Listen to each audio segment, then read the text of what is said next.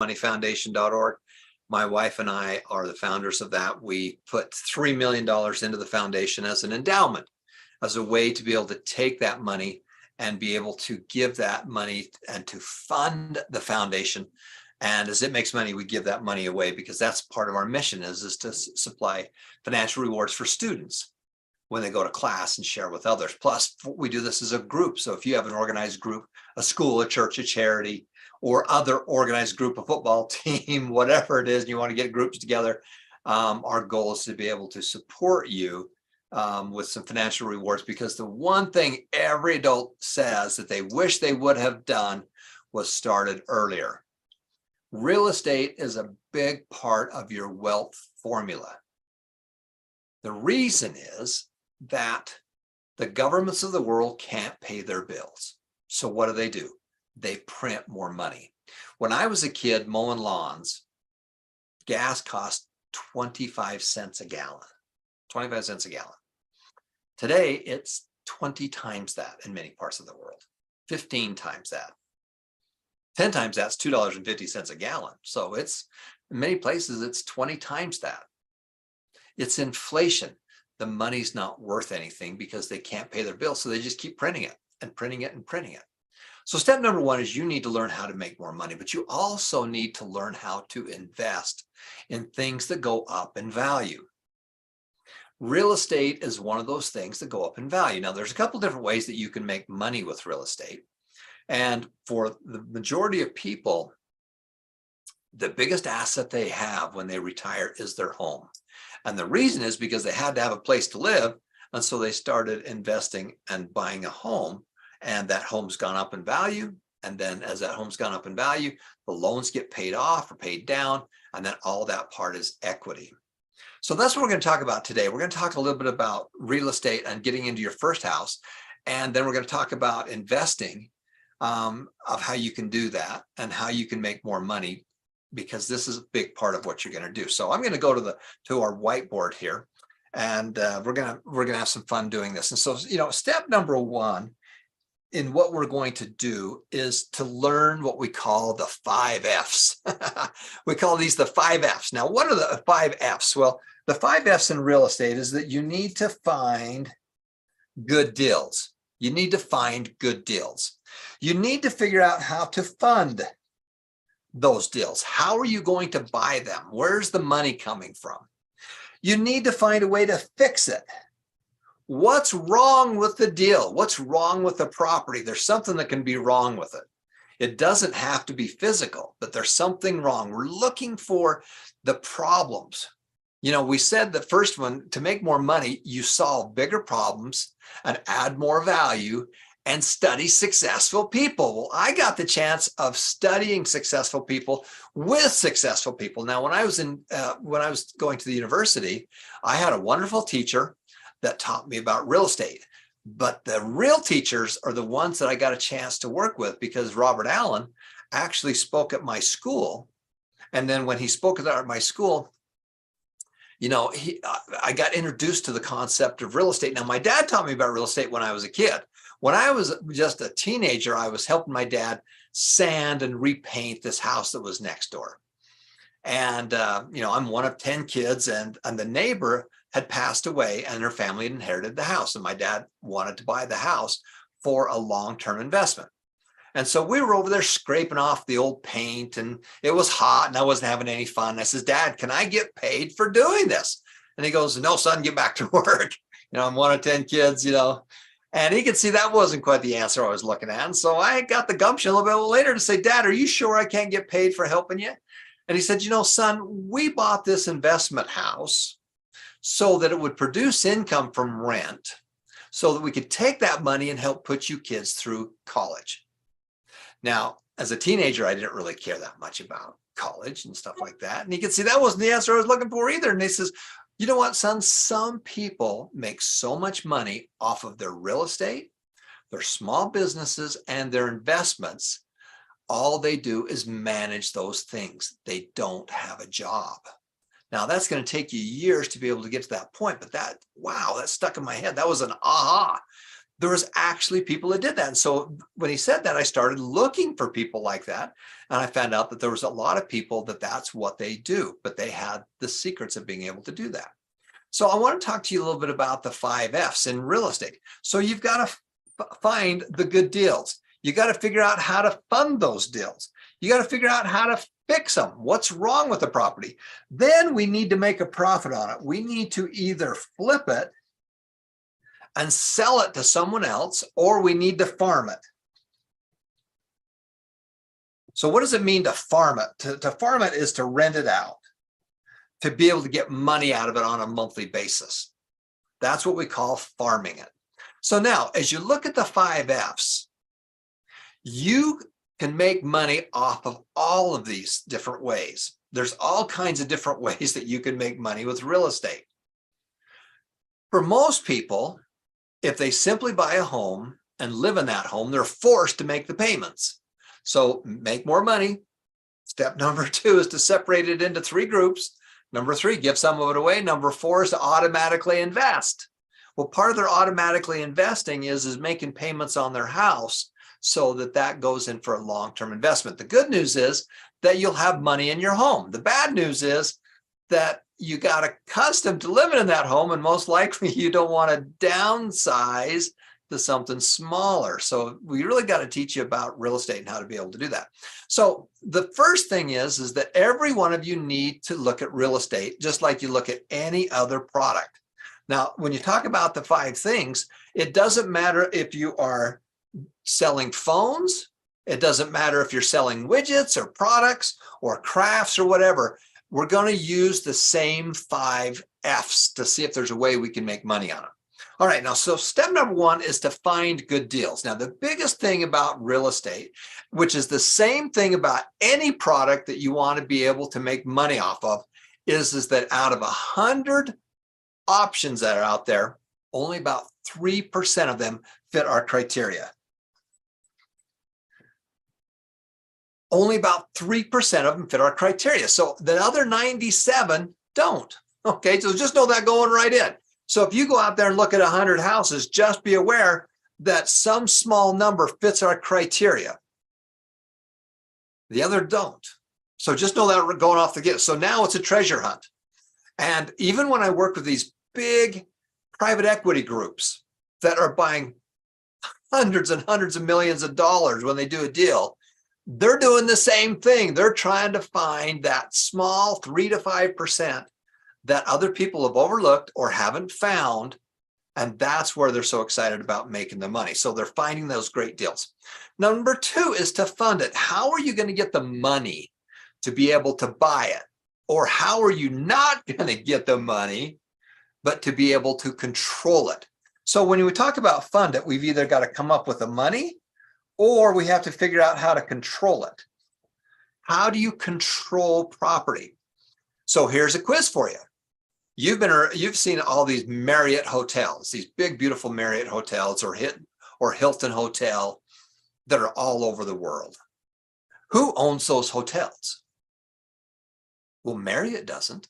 Marriott rents them out, leases them out on a monthly basis. Usually they're tied up for years, but they make monthly payments, and then they re-rent them out on a nightly basis. They don't own the real estate. They don't own the real estate. They're in a business and somebody else owns the real estate. So they are controlling the real estate without actually owning it. You can do that with a lease and with an option, the ability to control it, the ability to be able to buy it and own it later. So either funding it by, hey, I've got to come up with the money, or I've got to be able to control it, or I've got to find somebody that has it. If I don't have it, somebody else does. And so the goal is to figure out how to get the financing or the control of that property, whatever that property might be, that you can turn around and sell it. Consignment, you go walk into a bookstore. All those books in the bookstore are not owned by the bookstore. They are on consignment, which means the publishers send them the books. When the bookstore sells them, then they pay for them. They don't own those books.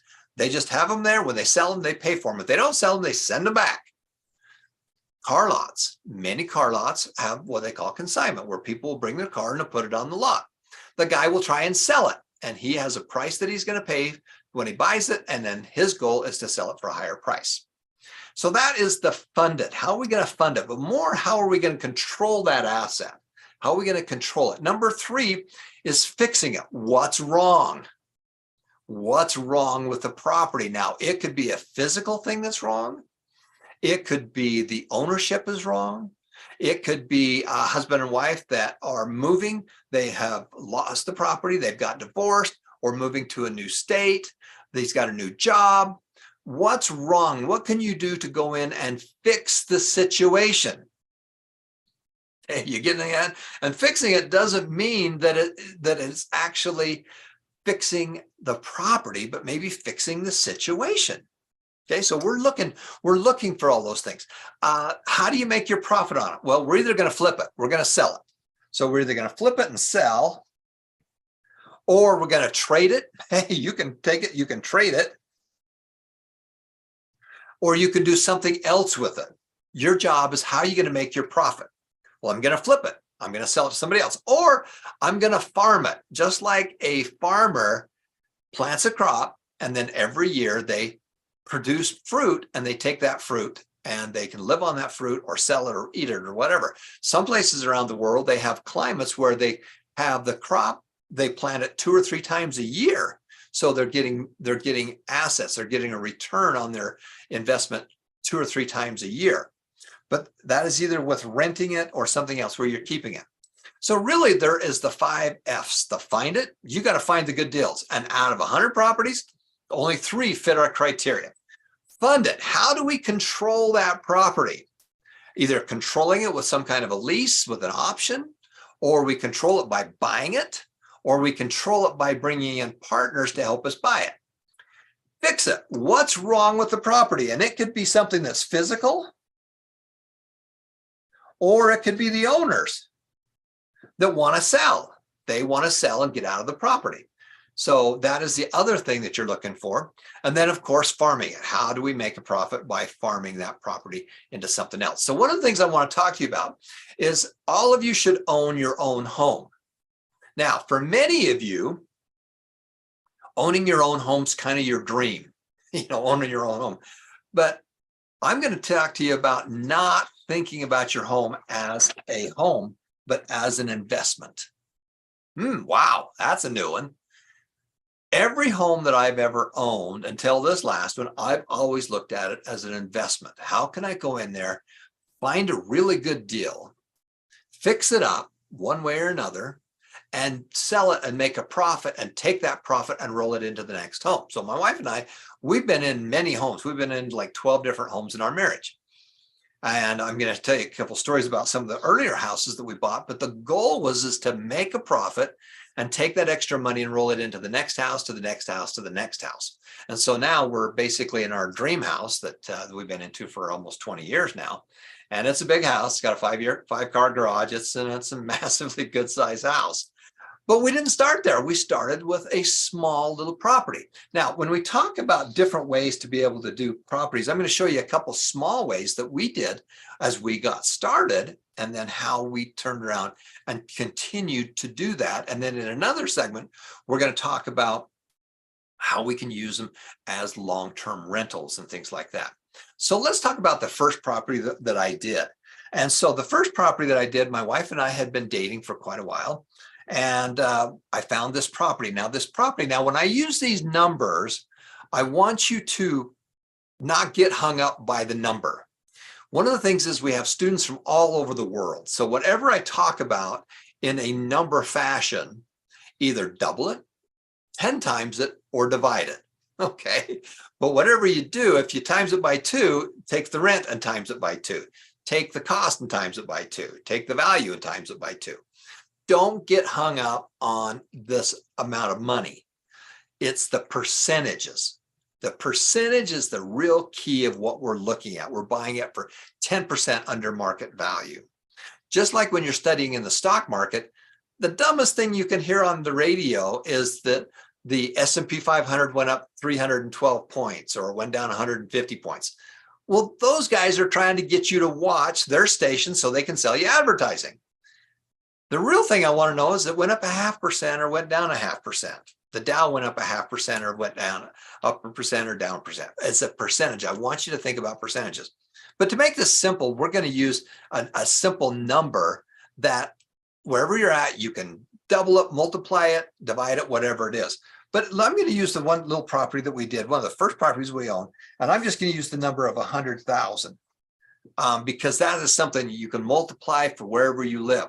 Now, this property, this first house that my wife and I bought when we got married, the situation was that the owner got a new job. The owner literally got a new job. He was, and he literally packed up and left. He had to get into this new job, and his wife picked up and left. They already had financing on the property. They already had a loan on the property.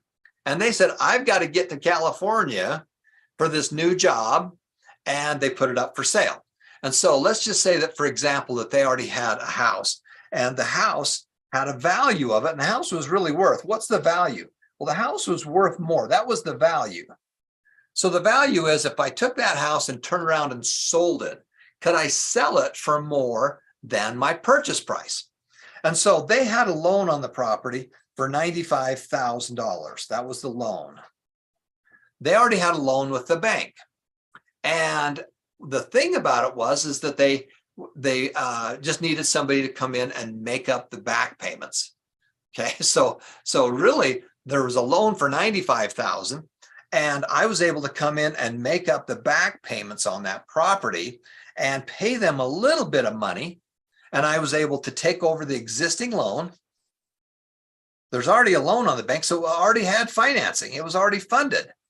And we simply took over the payments and started making payments on that property. And now we own that property. Now, the property was worth more money than we were paying for it.